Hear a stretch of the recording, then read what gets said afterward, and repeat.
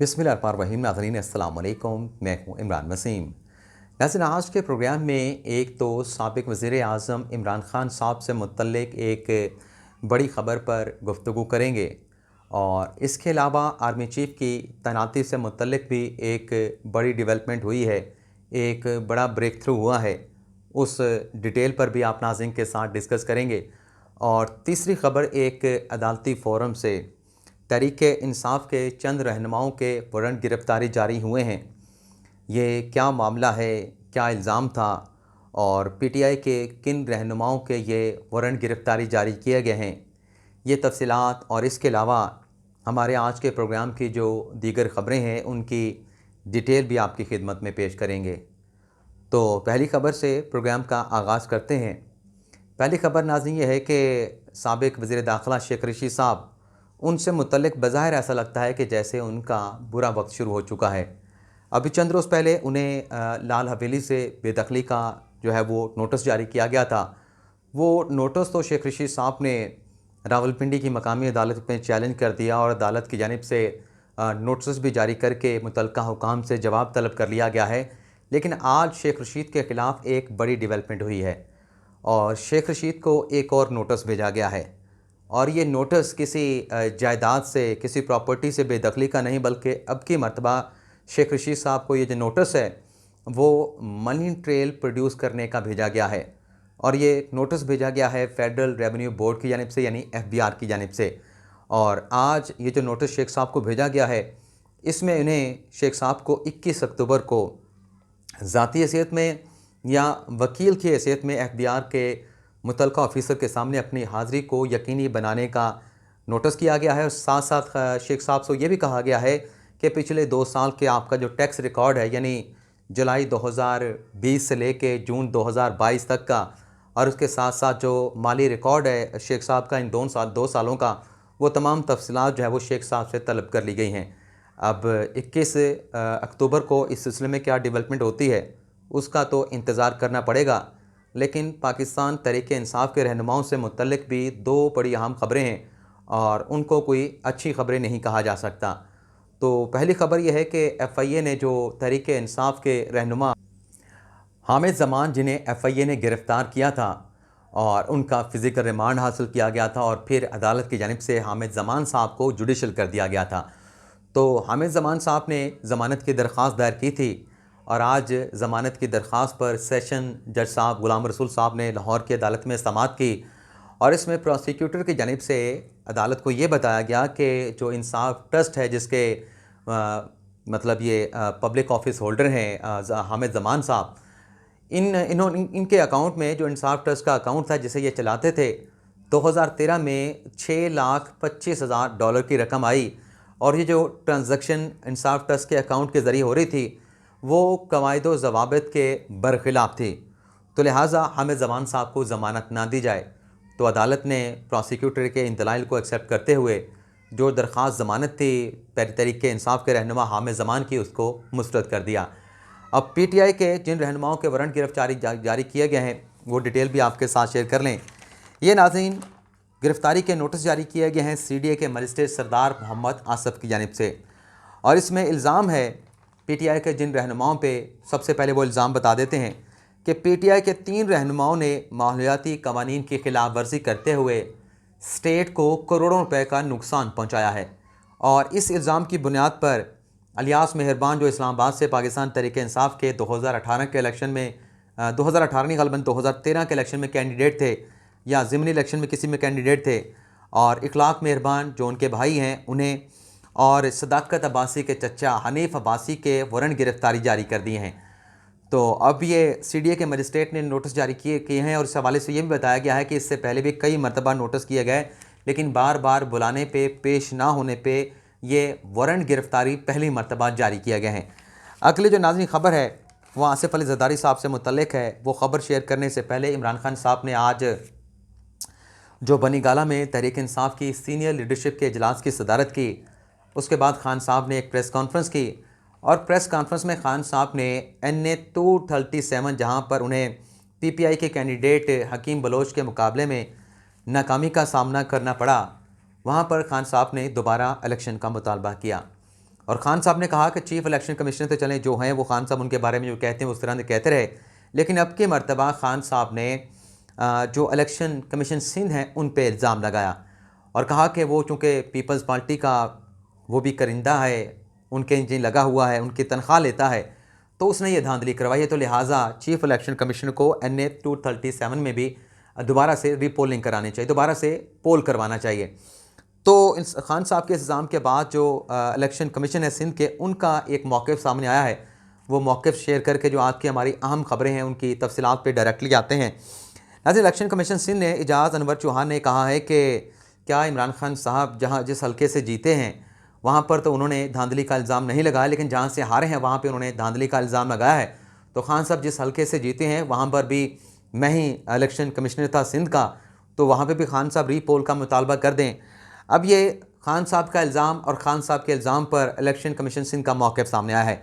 लेकिन यहाँ पर एक और चीज़ भी है कि अगर ख़ान साहब के इस मुतालबे के मुताबिक NA 237 में अगर रीपोल कराना है तो धांधली का इल्ज़ाम तो पेशावर में ग़ुलाम बलोर ने भी लगाया है, धांधली का इल्ज़ाम तो 4 में एमल जो वली ख़ान है उनकी जानिब से भी लगाया गया है।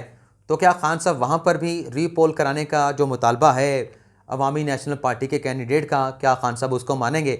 और ख़ान साहब की जो ज़्यादातर सियासत है वो अखलाकियात पे डिपेंड करती है, तो क्या ख़ान साहब अखलाकी तौर पे जब धांधली का इल्ज़ाम लगा है तो क्या ख़ान साहब खुद उन हलकों को खोलने की बात करेंगे, वहाँ पे रीपोल कराने की बात करेंगे? ये एक सवाल है, इसका जवाब आप दे सकते हैं, कोई इल्ज़ाम नहीं लगाया जा रहा।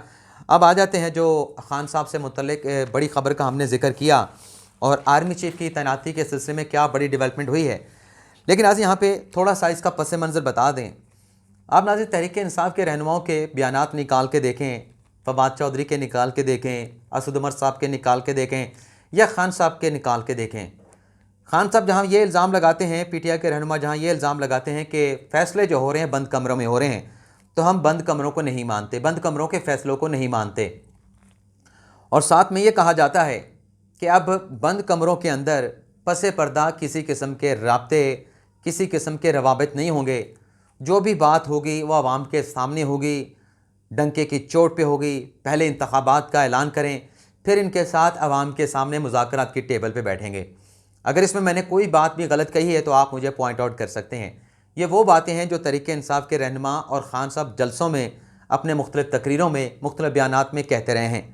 आज ख़ान साहब ने एयरवाइड न्यूज़ के 2 एंकर्स हैं, एक अपने चौधरी ग़ुलाम हुसैन साहब और दूसरे ख़ाबर घुमन साहब, उन्हें इंटरव्यू दिया है। और वो इंटरव्यू से ज़्यादा जो मुझे लगा, जो मुझे इंप्रेशन मिला वो मैं आपको बता दूं।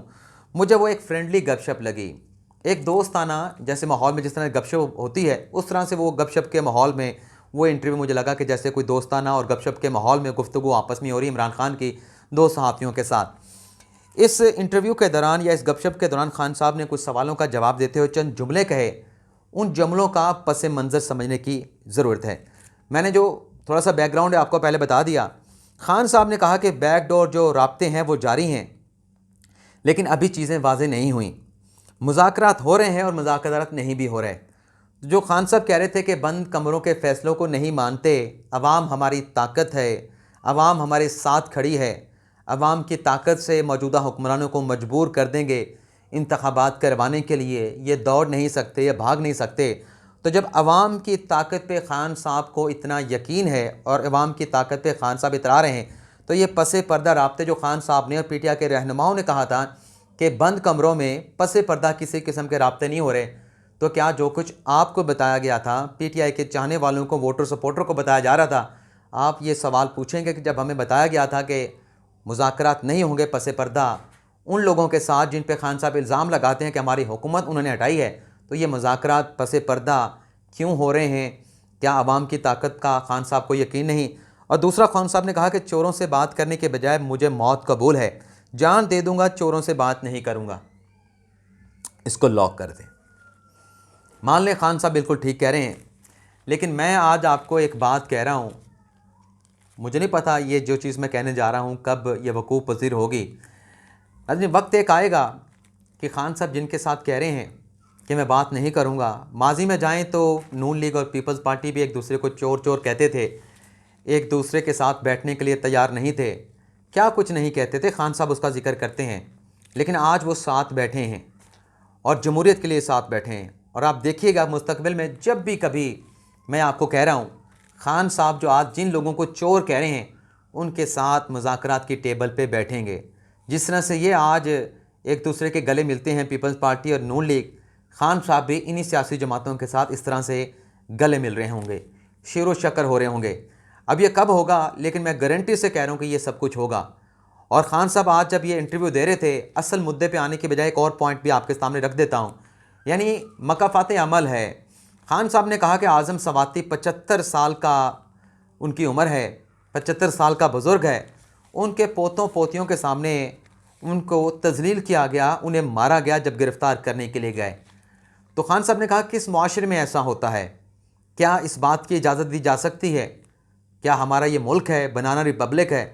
तो ख़ान साहब से फिर सवाल पूछा जाए कि क्या जब नवाज शरीफ के सामने उसकी बेटी को और ख़वातीन के एहतराम की ख़ान साहब खुद बात करते हैं और सिर्फ बात ही करते हैं, तो ख़ान साहब ने जो बात की उसके अपोज़िट अगर देखें, ख़ान साहब के अपने दौरे हुकूमत में जब नवाज शरीफ के सामने उनकी बेटी को गिरफ़्तार किया गया और जिस तरीके से किया गया कि वो मुलाकात करने के लिए गई थी, कोई उस वक्त नोटिस नहीं था कि जेल से आपको गिरफ़्तार कर लेंगे, मुलाकात के दौरान गिरफ़्तार कर लेंगे। तो उस वक्त उस 70 साला साबिक़ वज़ीर आज़म पे क्या गुज़री होगी, तो इसका भी ख़ान साहब ने अंदाज़ा लगाया। आज़म सवाती के साथ तशद्दुद हुआ तो बुरा हुआ, उसको कंडेम करना चाहिए, लेकिन क्या ख़ान साहब इस बात का भी जवाब देंगे कि आपके दौरे हुकूमत में जब सब कुछ हो रहा था तो आपको इसका एहसास क्यों नहीं हो रहा था? लेकिन इसका जवाब नहीं मिलेगा। इसका जवाब कहेगा वो चोर डाकू लुटेरे थे, आज़म सवाती तो लुटेरा नहीं था। तो इल्ज़ाम तो आज़म सवाती साहब पे भी बहुत हैं, इल्ज़ाम बहुत हैं, इल्ज़ाम की बात कर रहा हूँ और मैं हमेशा कैलकुलेटेड अल्फाज इस्तेमाल करता हूँ। तो वजह यह है, मसला है कि ख़ान साहब के साथ जो चला जाता है वो पाक हो जाता है, जो ख़ान साहब से हट जाता है वो गलीज़ हो जाता है, गंदा हो जाता है, लोटा हो जाता है, करप्ट हो जाता है, चोर हो जाता है, डाकू हो जाता है, लुटेरा हो जाता है। लेकिन बहरहाल चलाते हैं। तो ख़ान साहब ने कहा कि चोरों से बात करने के बजाय मौत को कबूल करूँगा। तो चोरों के साथ आप बैठने के लिए तैयार नहीं, मौत को गले लगाने के लिए तैयार हैं, लेकिन जो चोरों को लेके आए हैं उनके साथ आप क्यों बैठे हैं? अगर चोरों को लाने वालों के साथ आप बैठ सकते हैं तो इसका मतलब ये है कि आप फिर चोरों के साथ भी बैठ सकते हैं, क्योंकि चोरों को लाने वाले भी चोर ही होते हैं। जो ख़ान साहब का अपना इल्ज़ाम है, ख़ान साहब के मुताबिक ही बात कर रहा हूँ, ये मेरी अपने अल्फाज नहीं है, मैं सिर्फ एनालिसिस कर रहा हूँ कि ख़ान साहब के कौल व फ़ेल में क्या तज़ाद है। फिर ख़ान साहब ने कहा चंद दिनों में कॉल दूंगा, अभी तैयारी मुकम्मल नहीं, थोड़ी सी तैयारी रहती है, जैसे तैयारी मुकम्मल होगी कॉल दे दूंगा। तो ख़ान साहब तो पिछले जलसों में कई मरतबा कह चुके हैं कि मैं तैयारी कर चुका हूँ, भरपूर तैयारी कर चुका हूँ। अब ख़ान साहब कह रहे हैं कि हमारी तैयारी भी मुकम्मल नहीं, तैयारी हमने मुकम्मल करनी है, लेकिन ख़ान साहब ने कहा कि अक्टूबर से पहले मैं कॉल दे दूँगा। अब अगली जो खबर हमने आपके साथ शेयर करनी है आर्मी चीफ़ की तैनाती से मुतल्लिक, लेकिन यहाँ पर एक और भी नुक्ता है। ख़ान साहब ने कहा कि ज़रदारी और नवाज़ डरे हुए हैं, इलेक्शन नहीं कराएंगे, तो फिर आप लॉन्ग मार्च किसके लिए लेके आ रहे हैं? जब ये डरे हुए हैं और आपको यकीन ही नहीं कि लॉन्ग मार्च इंतखाबात नहीं कराएंगे, तो फिर आप लॉन्ग मार्च लाने का आपका फ़ायदा क्या है? और फिर प्रेस कॉन्फ्रेंस के दौरान, इंटरव्यू नहीं, प्रेस कॉन्फ्रेंस के दौरान जो बात मुझसे रहेगी रिपोर्ट करना, पिछले व्लॉग में ख़ान साहब से आर्मी चीफ़ की तैनाती से मुतल्लिक सवाल हुआ कि आप आर्मी चीफ़ की तैनाती से मुतल्लिक आप क्या कहते हैं? तो ख़ान साहब ने जवाब दिया कि मुझे परवाह नहीं, जिसको मर्ज़ी आर्मी चीफ़ लगा दें, मेरा मसला एक है कि मेरिट पे आर्मी चीफ़ लगाया जाए। फिर ख़ान साहब ने कहा कि मैं ये चाहता हूँ कि आर्मी चीफ़ की तैनाती के अमल में जो नवाज़ हैं, जो ज़रदारी हैं, उनका कोई अमल दखल नहीं होना चाहिए। तो ये एक बड़ा ब्रेक थ्रू है। अगर मौजूदा हुक्मरान वज़ीर आज़म शहबाज शरीफ साहब अपनी काबीना के साथ और अपनी इत्तेहादी जमातों के जो वज़रा हैं उनके साथ अगर मुशावरत करके आर्मी चीफ़ की तैनाती खामोशी के साथ कर सकते हैं, तो ख़ान साहब ने कह दिया कि मुझे इस पर कोई एतराज़ नहीं। लेकिन ये ख़ान साहब का आज के दिन का स्टेटमेंट है, हो सकता है कि अगले घंटों में ख़ान साहब का स्टेटमेंट तब्दील भी हो चुका है, हो जाए कि नहीं मैंने तो इस तरह से नहीं, मैंने तो इस तरह से कहा था। लेकिन अलबत्ता ये ज़रूर है कि आर्मी चीफ़ की तैनाती के हवाले से कुछ मुशावरत का आगाज़ हो चुका है और हो सकता है कि ख़ान साहब लॉन्ग मार्च का ऐलान करें और इसी दौरान जो हुकूमत की तरफ से आर्मी चीफ़ की तैनाती का जो है वो ऐलान कर दिया जाए। तो ये नाज़रीन आज का हमारा व्लॉग, आपसे इजाज़त चाहते हैं। अल्लाह ताला हम सब का हामी नासिर हो। अपनी ढेर सारी दुआओं में याद रखिएगा।